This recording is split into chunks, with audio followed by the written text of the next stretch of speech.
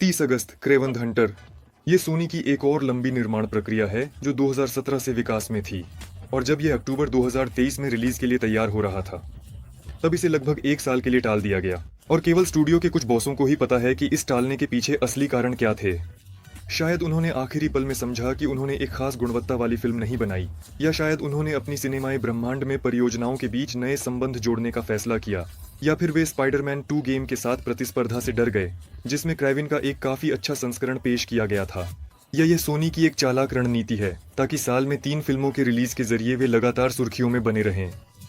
ये फिल्म हमें सर्गेई क्राविनोव की उत्पत्ति की कहानी दिखाएगी, जो एक रूसी परिवार से है जिसने एक दिन सुपर ह्यूमन क्षमताएं प्राप्त की और जानवरों की दुनिया के साथ संबंध स्थापित किया। सर्गेई का किरदार निभाएंगे एरोन टेलर जॉनसन, उनके पिता निकोलाई क्राविनोव का किरदार रसेल क्रो करेंगे और उनकी प्रेमिका कालिप्सो का किरदार एरियाना डे बॉस निभाएंगी। और स्पाइडरमैन के चारों ओर के 2 अन्य महत्वपूर्ण पात्रों पर भी ध्यान दिया जाना चाहिए। दिमित्री स्मेरड्याकोव, क्रेविन का सौतेला भाई जिसे चामेलियन के नाम से भी जाना जाता है, और सबसे अप्रत्याशित रूप से अलेक्सेई सिटसेविच जिसे राइनो कहा जाता है, अब एक मैकेनिकल सूट में इंसान नहीं होगा बल्कि एक पूर्ण मानवाकार प्राणी होगा। इन भूमिकाओं को फ्रेड हेकिंगर और अलेक्जेंड्रा नेवोला निभाएंगे। और इसके अलावा इस फिल्म को भी 18+ आयु रेटिंग मिलेगी, जो कि क्रेविन के लिए उतनी जरूरी नहीं है जितनी पहले वेनम और मोरबियस के लिए थी। क्रूर दृश्य निश्चित रूप से शानदार हैं, लेकिन इस तरह के दृष्टिकोण से फिल्म के लिए सफल होना और भी मुश्किल होगा क्योंकि खुद पात्र ज्यादा प्रसिद्ध नहीं है। लेकिन इस फिल्म को देखना निश्चित रूप से चाहिए। मुझे लगता है कि यह कम से कम अच्छी होगी। 8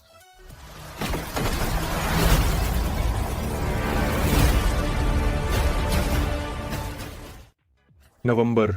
विस्त्रीन इस साल सोनी की सिनेमाए ब्रह्मांड की अंतिम फिल्म है, जो सिम्बियोट और इंसान के बीच के रिश्तों पर आधारित महान फिल्मों का अगला भाग है। टॉम हार्डी फिर से एडी ब्रॉक का किरदार निभाएंगे और फिल्म में निश्चित रूप से एक नया सिम्बियोट टॉक्सिन भी होगा जिसका धारक पुलिस वाला पैट्रिक मैलिगन होगा, जिसे स्टीफन ग्राहम निभाएंगे। पिछली कड़ी में उसे मरना था, लेकिन वह शायद सिम्बियोट की मदद से बच गया। टॉक्सिन कार्नेज का बेटा है और साथ ही वेनम का पोता भी है। संभवतः मैलिगन को यह उपहार कार्नेज से फिल्म के अंत में कहीं मिला। इस प्रक्रिया के विवरण अभी तक स्पष्ट नहीं किए गए हैं। दिलचस्प बात यह है कि कॉमिक्स में टॉक्सिन की मुख्य पहचान उसकी जन्म के तुरंत बाद अच्छे पक्ष में जाने की होती है। अब भी यह स्पष्ट नहीं है कि फिल्म में उसके क्या मकसद होंगे, लेकिन मैं अपनी तरफ से कह सकता हूं कि मुझे नहीं चाहिए कि टॉक्सिन वेनम का दुश्मन बने, और इससे भी ज्यादा मुझे नहीं चाहिए कि यहाँ एक और सिम्बियोट दुश्मन हो। बेहतर होगा कि वेनम और टॉक्सिन को एक टीम में मिलाकर किसी सामान्य खतरे का सामना कराया जाए। इसके अलावा अभी भी यह स्पष्ट नहीं है कि स्मर्टोनोसेट कब आखिरकार स्पाइडरमैन से मिलेगा।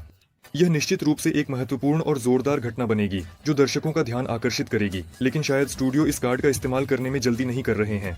इस समय यह माना जा रहा है कि वेनम 3 एडी ब्रॉक की कहानी में अंतिम अध्याय होगा, इसलिए इसे बड़ा और दिलचस्प अंत दिखाना चाहिए।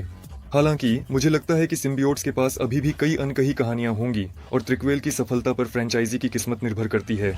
और अब हमें आगे क्या करना है मुझे नहीं पता।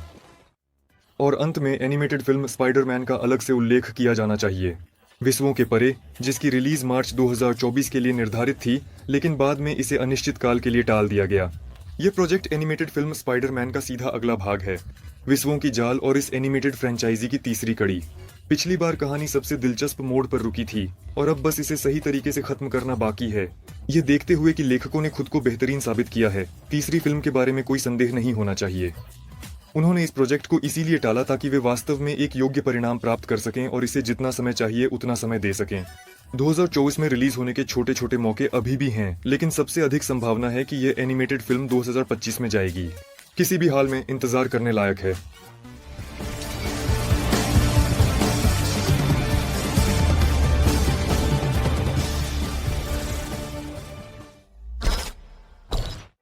बस इतना ही मेरे पास है। अगर आपको वीडियो पसंद आया तो लाइक करें, चैनल को सब्सक्राइब करें और बेल आइकन दबाएं। और कमेंट्स में आने वाली फिल्मों के बारे में अपनी राय लिखें। देखने के लिए धन्यवाद। सभी को अलविदा।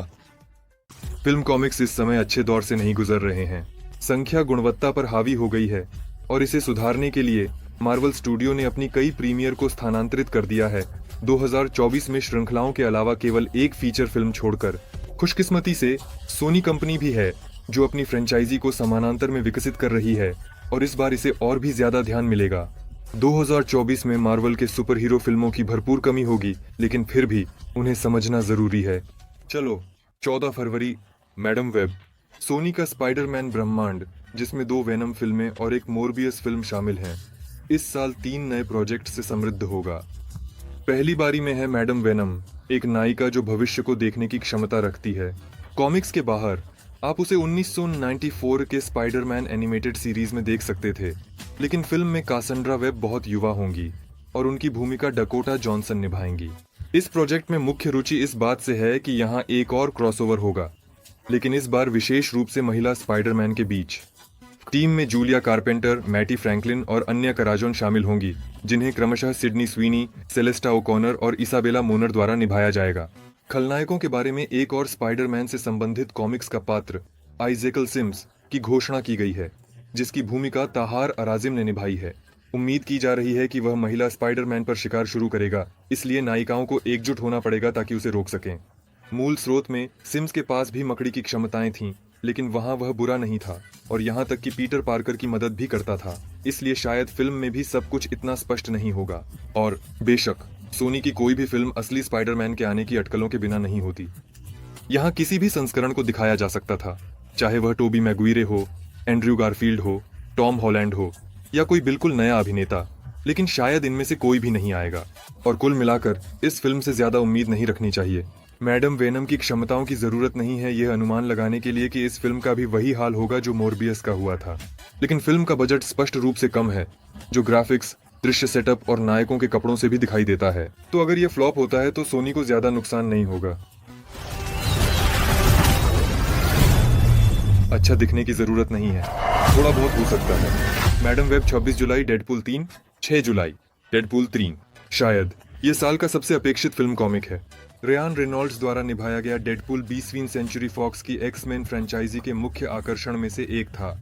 इसीलिए डिज्नी द्वारा खरीदने के बाद वह मार्वल सिनेमैटिक यूनिवर्स में एक सोलो फिल्म बनाने के लिए प्राथमिक पात्र बन गया। इसके अलावा स्टूडियो ने एक कदम और आगे बढ़ने का फैसला किया और प्रशंसकों की पुरानी इच्छाओं को पूरा करने के लिए इस प्रोजेक्ट को डेडपूल और वोल्वरिन की जोड़ी को समर्पित किया।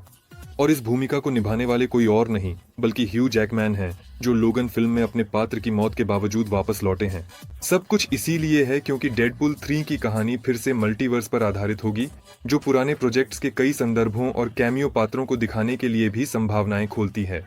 पुराने दिनों में 20वीं सेंचुरी फॉक्स ने न केवल म्यूटेंट्स पर फिल्में बनाई, बल्कि डेयरडेविल, इलेक्ट्रा और फैंटास्टिक फोर पर भी, इसलिए इन नायकों के पास भी डेडपूल के तीसरे भाग में लौटने का मौका है। उदाहरण के लिए जेनिफर गार्नर की इलेक्ट्रा का आना पहले ही पुष्टि हो चुकी है। तो इस प्रोजेक्ट को फॉक्स की फिल्म को सम्मान देने के साथ साथ वर्तमान मल्टीवर्स सागा की विशाल कहानी पर भी असर डालना चाहिए। और यह भी, जो कम महत्वपूर्ण नहीं है, तीसरी कड़ी पिछले 2 की तरह आर रेटिंग प्राप्त करेगी, यानी 3+, जो मार्वल सिनेमैटिक यूनिवर्स के लिए एक ऐतिहासिक क्षण है। इसका मतलब है कि डेडपूल की क्रूरता और उसकी खास हास्य शैली वहीं रहेगी। इस प्रोजेक्ट के संभावित पैमाने और धूमधाम को देखते हुए यह दिलचस्प है कि क्या यह वयस्क रेटिंग वाली फिल्मों की श्रेणी में बॉक्स ऑफिस पर जोकर का रिकॉर्ड तोड़ पाएगा।